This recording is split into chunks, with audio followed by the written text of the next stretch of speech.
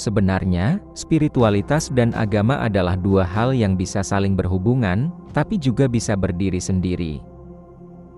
Agama biasanya memiliki aturan, kitab suci, ritual, dan doktrin yang mengikat para pengikutnya. Orang beragama mengikuti sistem kepercayaan tertentu yang sudah ada. Spiritualitas lebih bersifat personal dan eksploratif, berfokus pada pengalaman batin, kesadaran, dan hubungan langsung dengan energi, alam semesta, atau sesuatu yang dianggap sakral. Pertanyaannya, kenapa para spiritualis sering terlihat seperti tidak beragama? Menurut saya, jawabannya seperti ini. Pertama, fokus pada pengalaman langsung. Spiritualis sering mengejar pengalaman mistik atau batin yang tidak selalu sesuai dengan ajaran agama tertentu. Yang kedua, melampaui batasan dogma. Banyak spiritualis merasa bahwa agama terlalu membatasi pencarian mereka terhadap kebenaran yang lebih luas. Ketiga, mengambil esensi dari berbagai tradisi. Banyak spiritualis mempelajari berbagai ajaran dari agama yang berbeda, bukan hanya satu agama tertentu. Dan yang keempat, tidak terikat institusi. Agama sering memiliki institusi gereja, masjid, pura, dan lain-lain. Sementara spiritualitas lebih bersifat individual dan tidak memerlukan lembaga formal.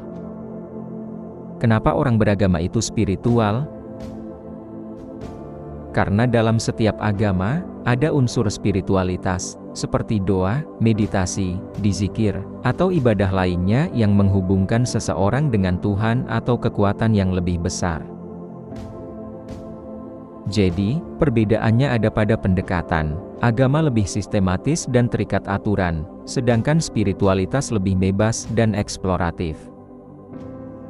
Namun, seseorang bisa menjadi keduanya, seorang spiritualis yang tetap menjalankan agama, atau seseorang yang beragama tapi juga menjalani praktik spiritual yang lebih mendalam. Inti dari bahasan ini adalah tentang spiritualitas murni tanpa keterikatan pada dogma atau kepercayaan tertentu. Konsep ini menyoroti bagaimana spiritualitas bisa berdiri sendiri sebagai pengalaman batin yang mendalam, terlepas dari agama atau tradisi tertentu. Beberapa poin utama dalam bahasan ini meliputi, pertama, spiritualitas dan agama. Agama memiliki ajaran, ritual, dan aturan tertentu, sedangkan spiritualitas lebih tentang eksplorasi batin dan hubungan langsung dengan kesadaran atau energi universal. Seseorang bisa beragama sekaligus spiritual, tetapi ada juga yang mendalami spiritualitas tanpa terikat agama tertentu.